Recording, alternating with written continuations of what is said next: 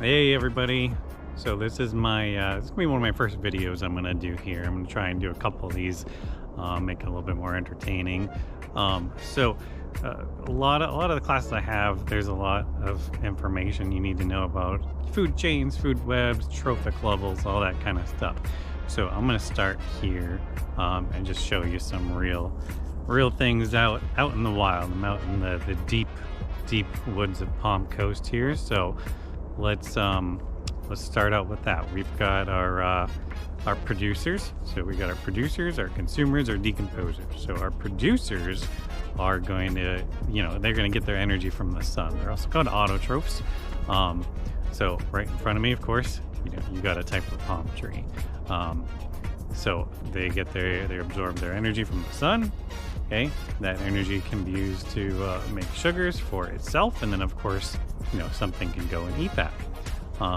So the next level up is going to be your primary consumer. So let's go see if we can find a primary consumer. Off we go. All right, guys. So these guys this is a home to I'm sure you probably already know, gopher tortoise. Gopher tortoises are very common around here, even though they are endangered. So this particular one is actually, well, his name is George. So this is my shed, and he lives behind our shed. He didn't want to come out today, but maybe I can get a video of him another day. So George is he's gonna eat your producers, he's gonna eat your plants, okay, any fruits, anything that he finds around, he's gonna clean that up. And he does a really good job at cleaning up my yard.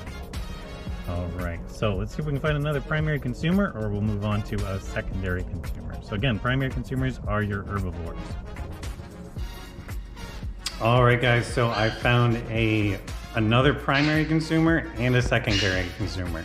So organisms can be multiple ones. They can be primary, secondary, and tertiary all at the same time. So I found two of them. So let me go ahead and show you what I found here.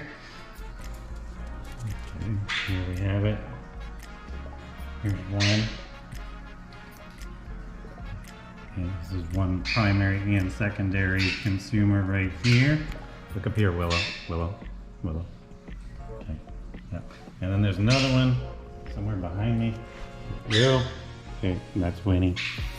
Yep, right there. You're kind of old. That's okay. All right, let's move on and see if we can find. Actually, I know there's something else. There's something else right behind me.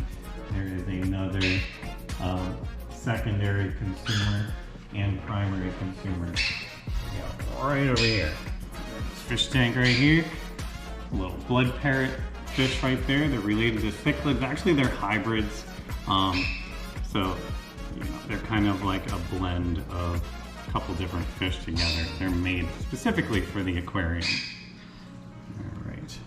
All right, moving on. Let's see what else we can find. Okay, found another primary and secondary consumer. Okay, again, so just as a reminder, that means they can eat meat and plants or some sort of vegetation. So this is a Quaker parrot.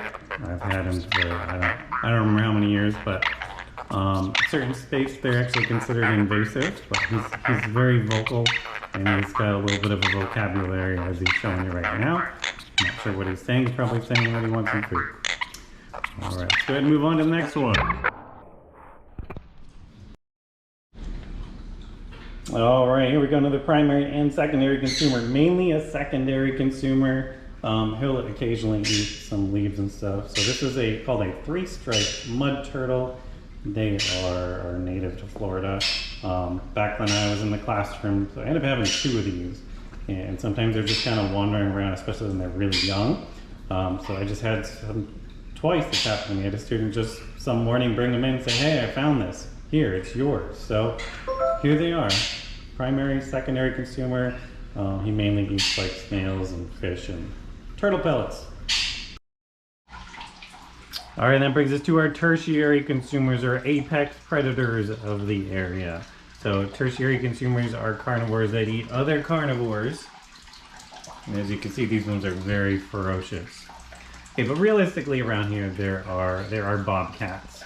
And there are other types of tertiary consumers, certain types of birds like hawks and things like that are considered tertiary consumers. And again, just because they're tertiary, it doesn't mean that they won't also eat other things as well. It really depends on the organism. But cats, especially big cats in general, they're carnivores that eat meat. That's what they need.